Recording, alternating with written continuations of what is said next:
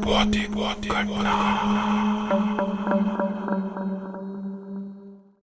पर जैसे ही मैंने स्टेशन के आखिरी सीढ़ियों को पार किया, वैसे ही मैंने एक अजीब सी आवाज सुनी। वहां कोई ऐसा था जो मुझे पीछे से मेरा नाम लेकर पुकार रहा था। मैं आज भी उस रात को साफ साफ याद कर सकता हूँ। वो 2011 की ठंडी सर्दियों की रात थी। शायद तब रात के करीब 9:30 बज रहे थे जब मैंने दमदम से टॉलीगंज जाने के लिए मेट्रो पकड़ी। मेट्रो का डिब्बा लगभग खाली था। कुछ थके हुए चेहरे अपनी ही दुनिया में गुम थे।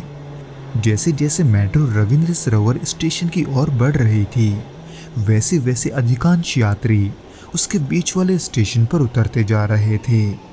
आखिर में मैं ही अपने हिस्से में अकेला बचा था। जब ट्रेन धीरे धीरे रविंद्र सरोवर मेट्रो स्टेशन पर रुकी तो मैंने खिड़की से बाहर देखा। प्लेटफॉर्म पूरा सुनसान था और दूर दूर तक कोई हलचल नहीं थी। मैंने सोचा कि यह देर रात की सामान्य स्थिति होगी, लेकिन जैसे ही मेरी नजरें प्लेटफॉर्म के दूसरे छोर की ओर गई, वहां मैंने किसी को खड़ा देखा।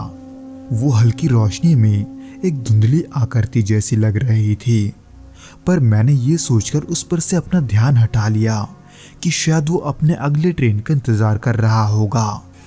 पर जैसे ही ट्रेन के दरवाजे खुले, मैंने वहां का तापमान अचानक से गिरते हुए महसूस किया। पर मुझे लगा कि शायद ये बाहर के ठंड का नतीजा है। लेकिन जैसे ही मैं ट्रेन से बाहर निकला, मैंने देखा कि वो अजनबी अब भी वहीं पर वैसे ही खड़ा है, अपना मुंह नीचे किए एकदम पटरी के पास। जिसके खड़े होने के तरीके को देखकर मुझे थोड़ा अजीब जरूर लग रहा था, लेकिन तब मैं दिन भर के थकान के वजह से घर जल्दी जाना चाहता था। इसीलिए मैं ठीक उसके बगल से होते हुए एग्जिट गेट की तरफ जाने लगा। लेकिन जब मैं ऐसा कर रहा था, यानी कि जैसे ही मैं उस अजनबी के करीब पहुंचा, मैंने कुछ ऐसा देखा जिसने मेरे रोंगटे खड़े कर दिए। जो कि था उस अजनबी का परछाई, जो कि स्टेशन की रोशनी में भी गायब था। जिसको देखते ही मेरे कदम धीमे पड़ गए। मेरे अंदर एक अजीब सी घबराहट उभरने लगी। फिर अचानक उस अजनबी ने अपना सिर मेरी ओर घुमाया। उसका चेहरा वो फिर भी स्पष्ट नहीं था। वो फीका और धुंधला, मानो किसी परछाई को बस आकार दिया गया हो। इन सब से घबराहट के मारे मैं चीखना तो चाहता था, लेकिन मेरे गले से आवाज नहीं निकली। उस पल ऐसा लगा जैसे मेरी सारी ताकत किसी ने खींच ली हो। जिसके तुरंत बाद एक बहुत ही अद्भुत और अविश्वसनीय चीज हुई। वो अजनबी जो मेरे सामने खड़ा था, वो मेरे पलक झपकते ही गायब हो गया, एकदम मेरे सामने से। ये देखकर मैं एकदम से हैरानी के साथ वहीं जम गया था। मैं तब बस ये समझने की कोशिश कर रहा था कि अभी मैंने क्या देखा। क्या वो असली भी था या फिर मेरे दिमाग का वहम। जहां एक तरफ ये सब मेरे दिमाग में चल रहा था, वहीं दूसरी तरफ डर के मारे मेरा दिल जोरों से धड़क रहा था। खास करके इसीलिए क्योंकि पूरे प्लेटफॉर्म पर सन्नाटा था।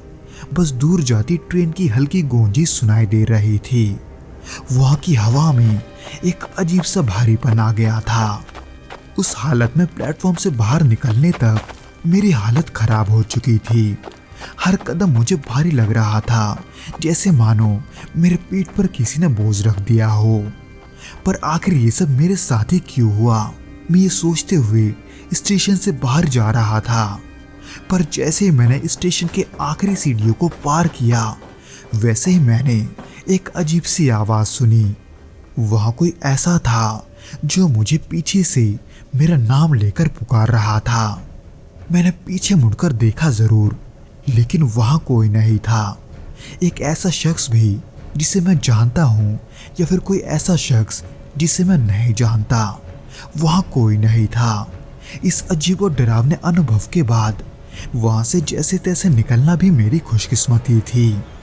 पर आखिर वो सब था क्या, ये मैं जानना चाहता था।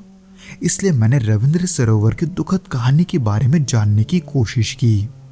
कहा जाता है कि 1984 में बनी कोलकाता की पहली मेट्रो लाइन पर कई लोग आत्महत्या कर चुके हैं और इसी के वजह से वर्षों से मुझ जैसे बहुत से यात्रियों ने ऐसे कई अजनबियों को देखा है जिन्होंने वहां आत्महत्या की थी, जिनका चेहरा धुंधला था और जिनका कोई परछाई नहीं था। उन्होंने उन अजीब से आवाजों को भी सुना है जो नाम लेकर पीछे से बुलाते हैं। लोग ये भी कहते हैं कि उनकी आत्माएं आज भी वहां फंसी हुई है।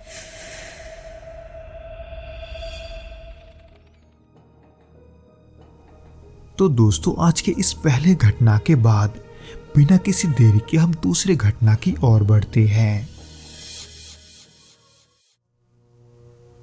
ये 2014 की बात है। मैं उस वक्त चेन्नई में था। पढ़ाई पूरा करने के बाद नौकरी के तलाश में था और आर्थिक स्थिति भी कुछ खास अच्छी नहीं थी। जो बचे कुछ पैसे थे उससे मेरे माता पिता ने एक पुराना घर खरीदा जो शहर के बाहरी इलाके में था। वो घर हमें बड़ा होने के बावजूद भी काफी सस्ते में मिला था। पहली नजर में देखकर यह जगह शांत और बहुत ही खूबसूरत लगी थी, पर शायद उस घर की खामोशी के पीछे कुछ ऐसा छुपा था जिसे हम समझ नहीं पाए। वहां रहते हुए शुरुआत के कुछ दिन तो सब कुछ ठीक ठाक रहा। हालांकि आसपास के इलाके में बहुत ही कम लोग रहते थे। हमारा घर लगभग वहां इकलौता ही था, जिसके वजह से रातें यहाँ घनी और सन्नाटे भरी होती थी। उसी बीच जब हमें वहां तकरीबन एक हफ्ता हो चुका था, तब पहली बार घटना ने दस्तक दी। रात का समय था और मैं अपने कमरे में सो रहा था, जो कि घर के मुख्य दरवाजे के सबसे नजदीक था। पर तभी अचानक मुख्य दरवाजे पर दस्तक की आवाज हुई, जिसको मैं इसलिए सुन पाया क्योंकि मेरा नींद काफी कच्चा था और ऊपर से मुख्य द्वार के करीब होने की वजह से मैं उस आवाज को साफ सुन पा रहा था। लेकिन आखिर इतने रात गए वहां कौन हो सकता है, ये मुझे समझ में नहीं आ रहा था, क्योंकि घड़ी देखा तो तब रात के 3 बज रहे थे। पर फिर भी मैंने दरवाजा खोलने का सोचा, पर इससे पहले कि मैं अपने बिस्तर से उतरता, दरवाजे पर दस्तक का आवाज आना अचानक से बंद हो गया। इसलिए मैंने सोचा जो आया था वो शायद चला गया होगा। पर उसके बाद मुझे बिस्तर पर लेटे 2 मिनट हुआ ही था कि फिर से मुझे दरवाजे पर दस्तक की आवाज सुनाई दी। पर इस बार वो आवाज पहले से काफी तेज थी और रुकने का नाम नहीं ले रही थी। इसलिए मैं दोबारा उस दस्तक का जवाब देने मुख्य द्वार की ओर बढ़ने लगा। मैं मुख्य दरवाजे से सिर्फ 10 कदम में दूर था कि तभी वो आवाज अचानक से फिर से बंद हो गई। लेकिन इस बार मैं वापस नहीं गया, बल्कि मैंने ये देखने के लिए दरवाजा खोला कि आखिर बाहर कौन है। पर बाहर कोई नहीं था। बाहर सिर्फ घना अंधेरा और ठंडी हवा चल रही थी। और न जाने क्यों मुझे उस मौके पर ऐसा महसूस हो रहा था जैसे उस अंधेरे से कोई मुझे देख रहा है। वो एक अजीब सी बेचैनी थी जिसे मैं महसूस कर रहा था। सुबह ये बात मैंने अपने माता पिता को भी बताई, पर उन्होंने इसे मजाक में टाल दिया और कहा कि ये नए माहौल में आने का असर है, 2-4 दिनों में सब कुछ ठीक हो जाएगा। हालांकि पिछले रात जो हुआ था वो मुझे अच्छे से याद था, पर फिर भी मैंने अपने पिता की बात मानकर इसे नजरअंदाज कर दिया। पर अगली कुछ रातों में हर रोज ठीक 3 बजे दरवाजे पर अचानक से दस्तक होने लगी। पर जब भी मैं बाहर जाता तो मुझे वहां कोई नहीं मिलता। अब ये मेरे लिए डरावना होने लगा था। मेरे माता पिता ने भी ये आवाजें सुनी थी, लेकिन जब भी वो दरवाजा खोलने जाते उन्हें भी वहां कोई नहीं मिलता था। इसलिए एक रात मैंने ये जानने का फैसला किया कि आखिर यहाँ क्या हो रहा है। मैंने दरवाजे के पास एक कुर्सी लगाई और वहां बैठकर इंतजार करने लगा। घड़ी की सुइयां धीरे धीरे 3 के करीब पहुंची। जैसे घड़ी ने 3 बजाए, मुझे वही दस्तक अचानक फिर से सुनाई दी, एकदम 3 बजे। इस बार वो आवाज और भी तेज और जोरदार थी। उस दस्तक के कारण मेरा दिल जैसे मेरे सीने से बाहर निकलने को तैयार था, पर मैंने हिम्मत जुटाई और दरवाजा खोल दिया, जो कि शायद मुझे नहीं करना चाहिए था, क्योंकि इस बार मैंने देखा कि दरवाजे के बाहर एक साया जैसी आकृति खड़ी है। हालांकि मैं उस आकृति के सामने होने के बावजूद भी उसे ठीक से नहीं देख पाया, क्योंकि उस समय मैं इतना डर गया था कि डर के मारे मैं वही बेहोश हो गया। उस दौरान मैं सिर्फ उसके आंखों को ही देख पाया था, जो कि खून के जैसे एकदम लाल थी। जब मुझे होश आया तब सुबह हो चुकी थी और मेरे माता पिता मुझे घेर कर खड़े थे। उनके चेहरे पर चिंता साफ झलक रही थी, जो कि शायद मेरे लिए था। वो उस वक्त ये जानना चाहते थे कि आखिर मैं दरवाजे के पास क्यों पड़ा था, पर जब मैंने उन्हें पूरी बात बताई तो वो भी हैरान रह गए। अब हमें समझ में नहीं आ रहा था कि आखिर हमें क्या करना चाहिए, क्योंकि आर्थिक स्थिति के कारण हम उस घर को छोड़कर भी नहीं जा सकते थे। इसलिए माँ के कहने पर हमने गांव के एक प्रसिद्ध अग्मोद्यार से संपर्क किया, यानी कि पुजारी से। वो तंत्र मंत्र और आध्यात्मिक अनुष्ठानों में माहिर थे। हमने उनसे बात की और हमने उन्हें अपने घर के बारे में सब कुछ बताया। हमारी बातों को सुनकर उन्होंने कहा कि वो हमारे घर आकर उसका कारण पता लगाएंगे। जब पुजारी जी हमारे घर आए तब उन्होंने घर के चारों ओर बड़े ध्यान से निरीक्षण करना शुरू कर दिया। वो हर कोने को देख रहे थे, दीवारों को छूकर महसूस करने की कोशिश कर रहे थे कि आखिर परेशानी क्या है। उसी बीच जब वो घर के पीछे की ओर गए तो कुछ पलों के लिए वहीं पर ठहर गए। शायद से उन्हें वहां पर कुछ महसूस हुआ था, इसलिए उन्होंने जमीन के एक हिस्से की ओर इशारा किया, फिर अपनी आंखें बंद की और कुछ मंत्र बुदबुदाने लगे। थोड़ी देर बाद उन्होंने कहा कि वहां कोई पुराना कब्र है जो उस घर की समस्या का असली कारण बना हुआ है। पुजारी जी से इस चीज को जानने के बाद उस जगह के पास खड़े होना भी अब मुझे अजीब लग रहा था, जैसे वहां कुछ अनदेखा और अनचाहा चीज मौजूद हो। खैर, इस समस्या के हल के लिए पुजारी जी ने गृह बंधन करने का सुझाव दिया। इसके तहत घर के चारों कोनों में लोहे के सरिये गाड़े जाने थे, ताकि नकारात्मक ऊर्जा घर के अंदर ना आ सके।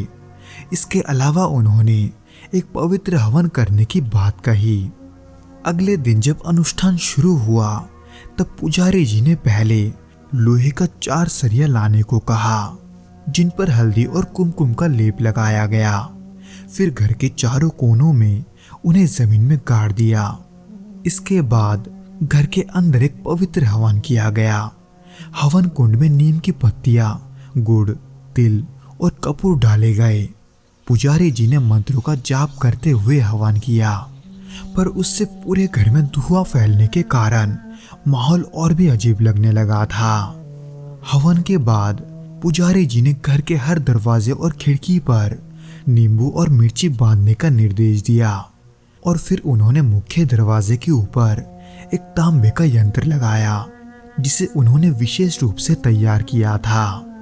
अनुष्ठान खत्म होने के बाद पुजारी जी ने हमें 3 दिनों तक सावधानी बरतने की सलाह दी। उन्होंने कहा कि इन दिनों घर में सकारात्मक ऊर्जा बनाए रखना जरूरी है। पर खुशकिस्मती से उस अनुष्ठान के बाद दरवाजे पर दस्तक की आवाजें बंद हो गई और घर के अंदर की अजीब घटनाएं भी रुक गई। घर में पहली बार हमें थोड़ा सुकून का माहौल महसूस हो रहा था। हालांकि उस घर को छोड़े हुए हमें 5 साल हो चुके हैं, लेकिन उन रातों की याद आज भी मेरे जहन में ताजा है। रात के समय जब कभी मैं सन्नाटे में बैठता हूँ तो वो 3 बजे की दस्तक और लाल चमकीली आंखों वाली आकृति मेरी यादों में फिर से जिंदा हो जाती है।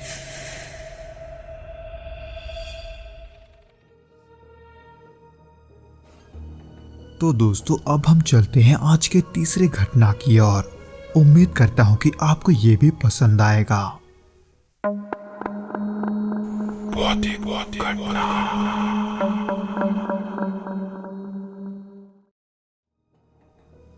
कुछ घटना सिर्फ सुनने के लिए नहीं होती, उन्हें महसूस करना पड़ता है। उस रात रमेश अपने बेटे दीपक के साथ समंदर में मछली पकड़ने निकला था, लेकिन लौटा सिर्फ रमेश। दीपक लापता था, पर जब कुछ दिनों के बाद वो मिला तो उसके शरीर पर खरोंचों के निशान थे और उसकी आंखों में कुछ ऐसा था जिसे शब्दों में बयान नहीं किया जा सकता। ये मेरे गांव की एक रहस्यमय घटना है जिसमें मेरा भी एक किरदार था। ये बात 1997 की है। हमारा गांव शांतिनगर अंडमान के समुद्र के किनारे बसा एक छोटा सा इलाका था। उस गांव में मुश्किल से 50-60 घर थे, इसलिए सभी एक दूसरे को अच्छे से जानते थे। चारों तरफ नारियल के पेड़ और दूर दूर तक फैला नीला समंदर हमारे गांव की पहचान थी। यहाँ का जीवन बेहद शांत था और लोग अपनी रोजमर्रा की जिंदगी में मगन रहते थे। किसी के पास ज्यादा सुविधा नहीं थी, लेकिन सब खुश थे। हालांकि समंदर के किनारे होने के कारण हमारे गांव में कई कहानियां और लोक कथाएं प्रचलित थी। कुछ लोग समंदर को पूजते थे तो कुछ उससे डरते थे। मैंने भी कई बार बुजुर्गों से सुना था कि वो समंदर अपने भीतर कई रहस्य छुपाए हुए है। उनमें से एक रहस्य डाकनी की थी। समंदर में रहने वाली वो रहस्यमय आत्माएं जो कभी कभी प्रकट होकर लोगों को गायब कर देती थी। उस साल बारिश समय से पहले शुरू हो गई थी। हवाएं इतनी तेज थी कि नारियल के पेड़ टूटने को हो रहे थे। इन दिनों गांव के मछुआरे थोड़ा सतर्क रहते थे, क्योंकि बारिश के मौसम में समुद्र का मिजाज कभी भी बदल जाता था। लेकिन हमारे गांव का एक मछुआरा रमेश इस मौसम में भी बेखौफ मछली पकड़ने जाता था। रमेश ने अपने बेटे दीपक को भी ये हुनर सिखा दिया था। दीपक तब सिर्फ 17 साल का था, लेकिन वो भी अपने पिता की तरह ही निडर था। उस रात भी रमेश और दीपक रोज की तरह ही मछली पकड़ने गए थे। रमेश अपने काम में बहुत अनुभवी था और इस काम को लेकर उसके मन में कोई डर नहीं था। लेकिन उस रात कुछ अजीब हुआ।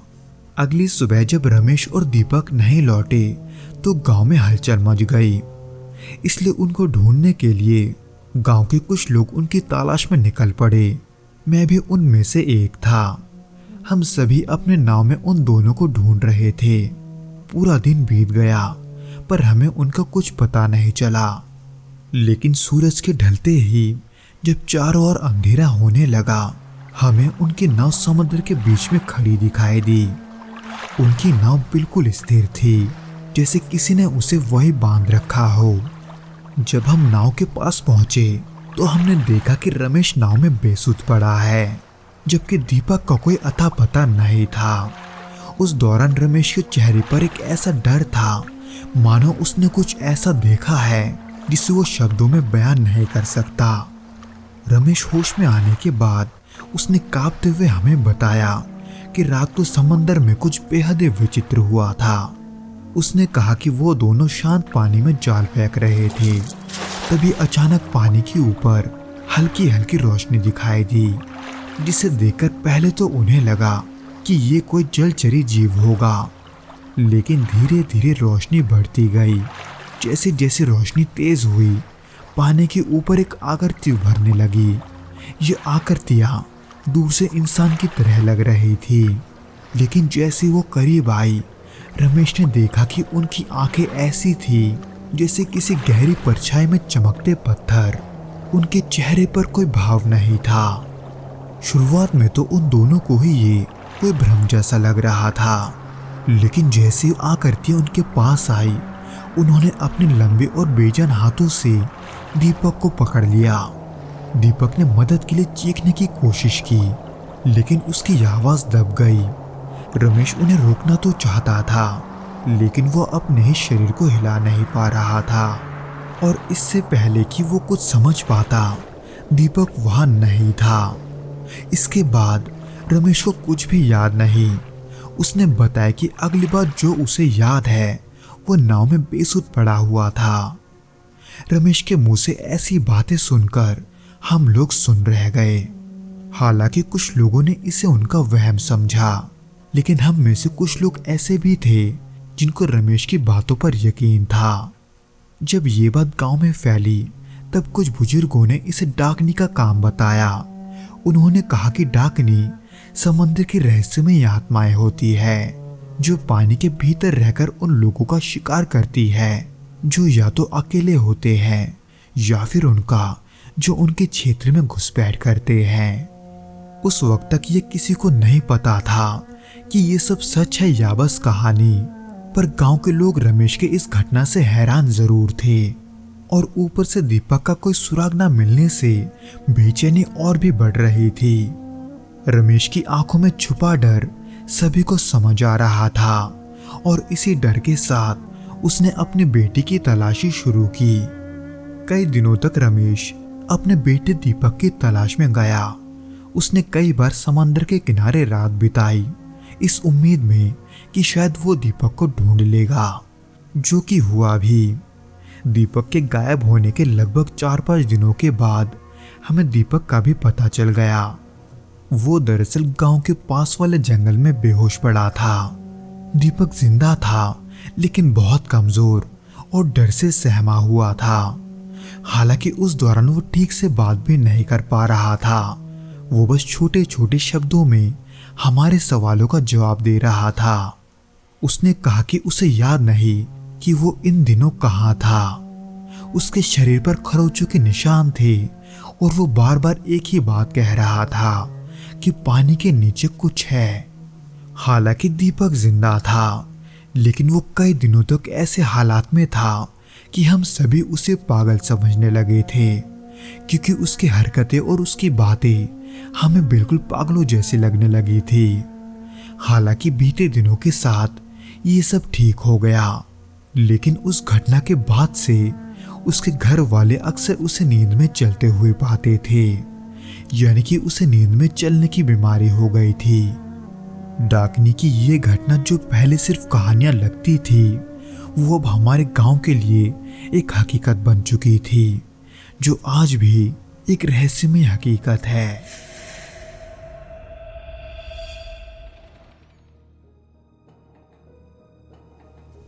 तो दोस्तों, अब हम चलते हैं आज के चौथे घटना की ओर, जो कि ऐसे ही रहस्यों और डरावने पलों से भरा हुआ है। वो 1998 की ठंडी सर्दियों की रात थी। मैं और मेरा दोस्त रतन एक कस्बे से अपने गांव लौट रहे थे, पर तब बदकिस्मती से इतनी देर हो चुकी थी कि हमारी आखिरी बस भी छूट गई थी, जो कि शाम के 6:30 बजे का था, जिसकी वजह से अब हमारे पास पैदल ही गांव लौटने के अलावा कोई चारा नहीं था।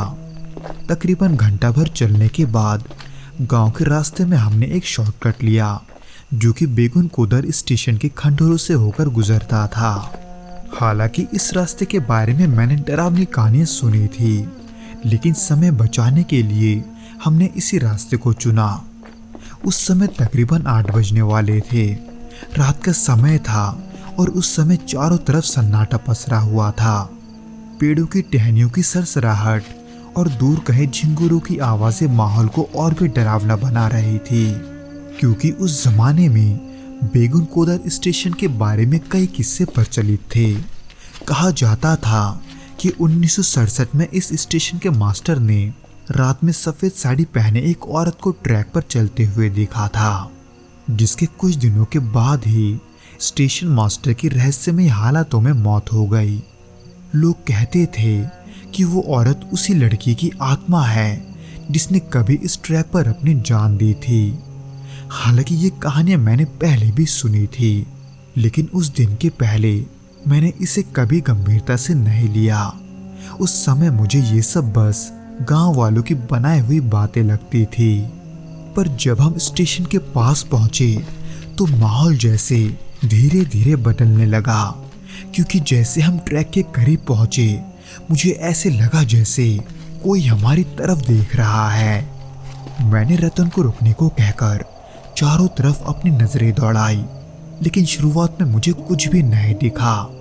वहां बस सन्नाटा और दूर से आती हवा की हल्की आवाजें थी।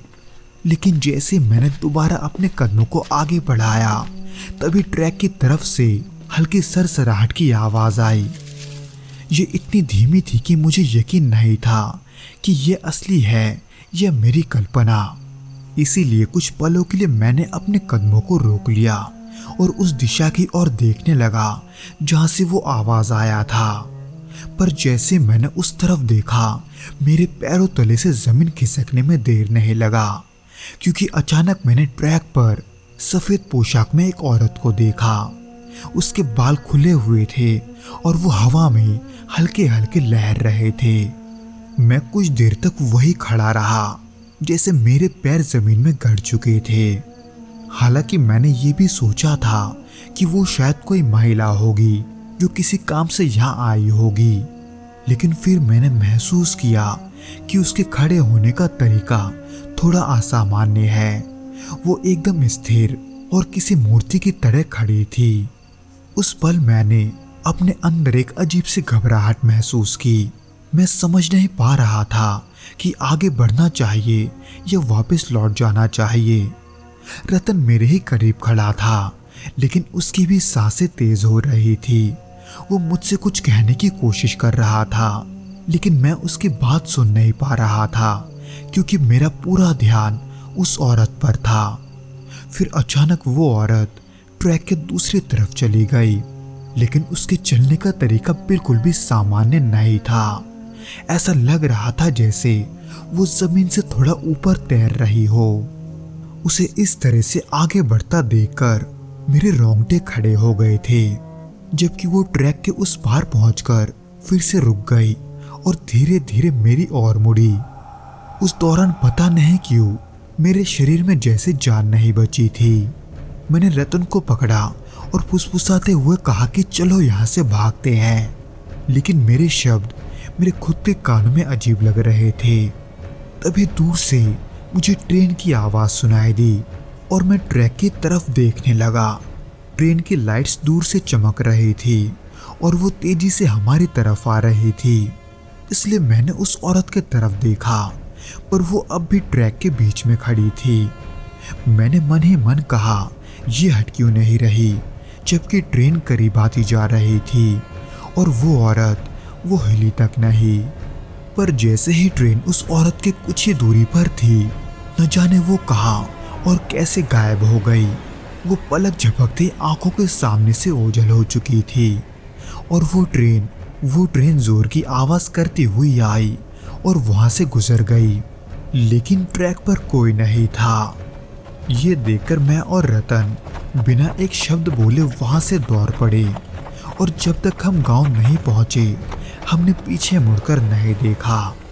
मेरे दिल की धड़कनें इतनी तेज थी कि मुझे लग रहा था कि वो मेरे सीने से बाहर निकल आएगा। पर गांव पहुंचने के बाद भी मेरे दिमाग में वही दृश्य बार बार घूम रहा था। मैंने उस रात सोने की कोशिश की, लेकिन आंखें बंद करते ही मुझे वही औरत नजर आ रही थी जिसे मैंने स्टेशन पर देखा था। पर अगले दिन जब मैंने अपने दादा से इन सब घटना का जिक्र किया तो उन्होंने मुझे बताया कि ये पहली बार नहीं है जब किसी ने उस औरत को देखा है, बल्कि 1967 के बाद से कई लोग ऐसे हैं जिसने उस ट्रैक के पास उन अजीब घटनाओं को अनुभव किया है। कहा जाता है कि 1967 में स्टेशन मास्टर ने पहली बार उस औरत को ट्रैक पर चलते हुए देखा था, पर उसके कुछ ही दिनों बाद स्टेशन मास्टर की रहस्यमय तरीके से मौत हो गई। यानी कि उनकी मौत कैसे हुई इसका कारण कोई ठीक से नहीं जानता था। कुछ ने इसे आत्महत्या कहा तो कुछ ने इसे कोई रहस्यमय घटना बताई। उनकी मौत के बाद स्टेशन पर काम करने वाले बाकी कर्मचारियों ने भी अजीब घटनाओं का सामना किया। एक कर्मचारी ने तो ये भी दावा किया था कि उसने रात में किसी को ट्रैक पर चलते हुए देखा है, जिसके वजह से धीरे धीरे स्टेशन पर काम करने वाले सभी लोग वहां काम करने से इनकार करने लगे, जिसका नतीजा ये हुआ कि कर्मचारियों की कमी और डर के माहौल के कारण रेल प्रशासन ने उस स्टेशन पर ट्रेनों का रुकना बंद कर दिया, जिसके कारण समय के साथ साथ स्टेशन धीरे धीरे सुनसान और खंडहर में बदल गया। ट्रैक पर घास उगने लगे और उस छोटे स्टेशन पर जंगली झाड़ियां फैल गई। समय के साथ बेगुन कोदर स्टेशन एक भूतिया जगह के रूप में कुख्यात हो गया, जहां दिन में भी लोग जाने से कतराते हैं। दादा की इन बातों ने मेरे मन में डर को और भी गहरा कर दिया था। उस रात जो मैंने बेगुन कोदर स्टेशन पर देखा, वो हमेशा के लिए मेरी यादों में छपी हुई है। तो दोस्तों, ये तो था वो घटना जो कि अक्षय जी के साथ घटा था। उम्मीद करता हूँ कि आपको ये पसंद आया होगा, और अगर आया हो तो प्लीज़ इस वीडियो को लाइक करके इसे अपने दोस्तों के साथ शेयर ज़रूर करना।